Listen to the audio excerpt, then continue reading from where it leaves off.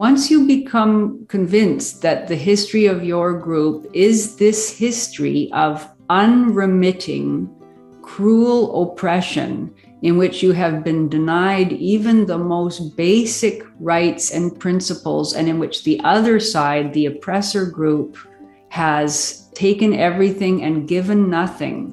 And that is over and over again the feminist position, the feminist description of women's lot. Once you believe that that's true, then I think you lose any empathy or ability to see things from the other group's point of view, or to accept that they too might have had their sorrows, their burdens, their difficulties, their suffering. You simply shut your mind to it. You don't believe that it's true anymore. And you believe then that actually you might not say it in that manner. In fact, feminists deny it, but you would believe that a kind of revenge, a collective process of group vengeance is perfectly justified. What's going on, guys? This is Eddie, the African Red Pill. Welcome to the video. In today's video, we're looking at the odd guard, discuss the deception of feminism. So in this video, we're looking at Mrs. Peterson, the wife to Jordan Peterson. So in this video, Tammy Peterson, who's the wife to the famous Jordan Peterson, is having a conversation with Janice Fiamengo. I don't know if that's how you pronounce her name, but they are discussing feminism, its history, and the deception of feminism itself. So if you look at the history of feminism, you see a lot of people saying that no, feminism back in the day used to be better than the one which is here currently. But is that statement true? Let's get into the video.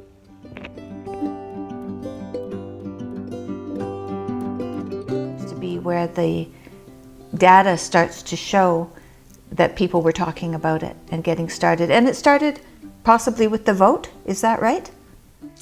Yes, and I just before I answer that question, I want to agree with you that I do think it's so important to study the history of feminism, because I so often hear people say that feminism began with good intentions and it was a legitimate movement. Women had legitimate grievances. Feminism in its early days was a sane, rational appeal for women to have equal rights with men, and that it went wrong at some later stage in its development as a movement. And some people think it was fine up through what's called the second wave. Some people think it went wrong with the third wave. We could talk about those waves if you want, but and I hear that so often, and I believed it myself until I really started looking critically at the texts and the major leaders of the early feminist movement. And I discovered that no, it wasn't the case. It was never sane. It was never without deep rancor and bitterness against men. It was never free from the claim that women were absolutely innocent victims of male predation. It was never uninterested in destroying the family. It was never inaccurate in its claims about women's social situation. And it was never fully willing to slander men in the most vicious and unpitying ways. And it never expressed any appreciation for men or any recognition that men had ever made any contribution to society, or that men had ever acted out of genuine love and concern and compassion for women in the laws that had been made or in the social arrangements that had been developed over time. It was just, it was always a really deeply misandric, man-hating, man-blaming kind of movement. And I think that it's really important to know that, so that we, as you said, know how we got where we are. And my contention is that all the seeds of what we see now in the crazy, irrational, completely hysterical denunciations coming out of the mouths of feminist activists. All of that was there in the early movement. I totally agree with the odd guard over there. Feminism didn't start with good intentions. It's not because I'm gullible or what, but I've read and researched about the history of feminism. I totally agree with what the lady was saying there, but let me say this. Maybe early in the days, the people who wanted to fight for women's rights and the like had good intentions, the housewives and the like. But once the people who funded the movement of feminism came on board, it got destroyed. All the good intentions the ladies had got suffocated by these greedy, selfish corporations like the Rockefellers and everybody else. Because for them, they saw an opportunity to make even more money than they were making back in the day. So let me give you a hypothesis. Check out. Back in the day, all jobs used to be valuable because it's only a small number of people who used to work, and that small number of people was men. So when women started pushing for these rights, what did these corporations do? Because they are smart, that's why they are rich. They saw an opportunity. They were like, what if we can overflood the market? The power will be in our hands, because we will have a lot of people who will be looking for jobs, and it will be up to us to give them a wage that we want, even if it's small or big. But of course it's small.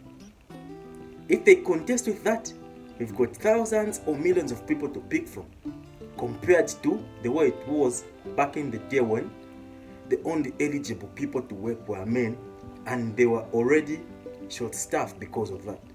So they took advantage. They overflooded the market with a lot of people by allowing women to start working. When they allowed women to start working, it means there was a lot of competition for jobs. That's why a lot of jobs lost value. Jobs like nursing, teaching, all these jobs which have got to do with social programs, they lost value because a lot of women were subscribing to these social jobs like nursing, social work, teaching, and all those social jobs.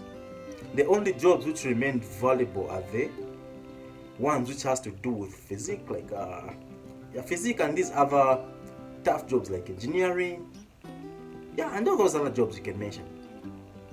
So those jobs which got flooded, they lost value. And since they lost value, who ended up gaining in the long run is the corporations like Rockefeller. Let's check out this man explaining a little bit about the Rockefellers, and it applies to all the corporations back in the day who backed this movement. Well, one of the things they told me was that he was at the house one night, and we were talking, and he started laughing. He said, "Aaron, what do you think women's liberation was about?" And I said, I had pretty conventional thinking about it at that point. I said, I think it's about women having the right to work, getting equal pay with men, just like they won the right to vote, you know? And he started to laugh. He said, "You're an idiot." And I said, "Why am I an idiot?" He said, let me tell you what that was about. We, the Rockefellers, funded that. We funded women's lib, you know? And we're the ones who got all over the newspapers and television, the Rockefeller Foundation. He says, and you want to know why? He says, there were two primary reasons. And they were, one reason was we couldn't tax half the population before women's lib. And the second reason was, now we get the kids in school at an early age. We can indoctrinate the kids how to think. It breaks up the family. The kids start looking at the state as the family, as the school, as the officials, as their family, not as the parents teaching them. And so those are the two primary reasons for women's lib, which I thought up to that point was a noble thing. You know, when I saw their intentions behind it, where they were coming from when they created it, the thought of it, I saw the evil behind what I thought was a noble venture. Listen, don't take my word for it. If you're really interested on this topic, I suggest that you do your own research. Just like I've said, The Rockefellers and big corporations out there, they took advantage of the situation. They allowed women to go out there to work, meaning they destroyed families. When they destroyed families, do you know what they did? They had the power to indoctrinate kids to be molded into how they want them to be. Just check out at the current generation. Like men or boys who are supposed to be boys act like girls. Girls who are supposed to be girls, or women who are supposed to be women act like men. They've normalized infidelity. They've normalized women being free to have sex with a lot of guys, of which back in the day was an abomination. But today it has been normalized. But just because it has been normalized, it doesn't mean that biology has normalized that. A lot of women who do these things, they end up being mentally traumatized, and it's, in most cases, it is irreversible. They indoctrinated kids because mothers were not staying at home to take care of their kids. Most of the kids were spending time at schools, baby daycare, whatever. That's where the foundation of the kid, that's where a personality of a kid is going to be molded when the kid is between 2 and 8 years, if I'm not mistaken. So if the mother doesn't spend time with their kid at that age, it means these corporations are the ones who are in charge of taking care or molding that kid in how they want them to be. That's why we are where we are right now, because of this movement. Let's continue with the odd guard, Mrs. Peterson and Miss, I don't know if she's a Miss or Mrs. Janice. Yeah, let's continue. So yeah, we could go back to around 1850, as you say. Like some people would even say there were feminist discussions even earlier. You can go back to, I just did a video on feminist foremother Mary Wollstonecraft. She was a British writer and philosopher and activist, and she wrote a pamphlet, book, long essay, I'm not sure what to call it, called A Vindication of the Rights of Woman. That was published in 1792, and it was already characterized by same kind of thing, the double standards, the complete refusal to accept that women had any agency in the relationships that developed in the way women were in society, the blaming of men, always the crediting of men with the worst possible motivations in the laws they enacted or in their behaviors. Always this utopian idea that if only women were free and given a lot of power, that the entire world would improve. Always the stress on women's superior morality. So 1792, that was the French Revolution. Yes. Yeah. Did she have anything to do with what was going on in the French Revolution, or well, was she impacted by that? Oh, yes. Good question. Yeah, she was, I think, 30 years old when the French Revolution began in 1789, and she was part of the British circle of philosophers and radical thinkers, progressives, who were very impressed by the French Revolution, and who were, as I think intellectuals and others often were inspired by that idea of tearing down an imperfect social system, completely demolishing it and rebuilding a perfect order from the rubble. And so she went to she went to Paris to observe the French Revolution up close. She went there actually after she'd written A Vindication of the Rights of Woman, shortly after. And she went at the time when the most vicious and vengeful aspects of the French Revolution were just getting into swing. The really radical arm of the revolutionaries, the Jacobins, had taken power. They were executing all of those who were seen as counter-revolutionaries.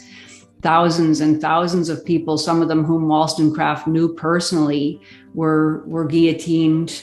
And she observed all that and yet remained committed to the ideals of the revolution. She was only saved from execution, at least potentially, because she was involved romantically with an American businessman, diplomat, and adventurer named Gilbert Imlay, who registered her as his wife with the Parisian government and thus saved her from execution as an American.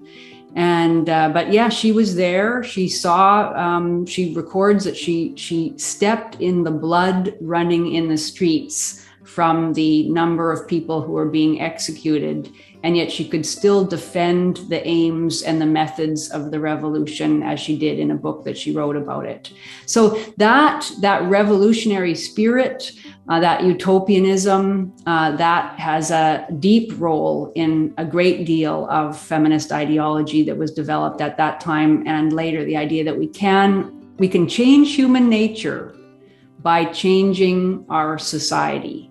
And the rejection that there is anything fundamental in human nature, the rejection of the idea that anything we've developed over time, it has been developed because it worked, to some degree, which is the conservative kind of view, I guess, that the society that's passed down to us should be at least respected, even if we want to change things in it. It should be respected as something that established a way of working that was functional, but the utopian mindset that we often find in feminism and in other forms of progressivism completely rejects that, and we see that very cllly in Wollstonecraft. Feminism is great and all when everything is smooth and going just okay.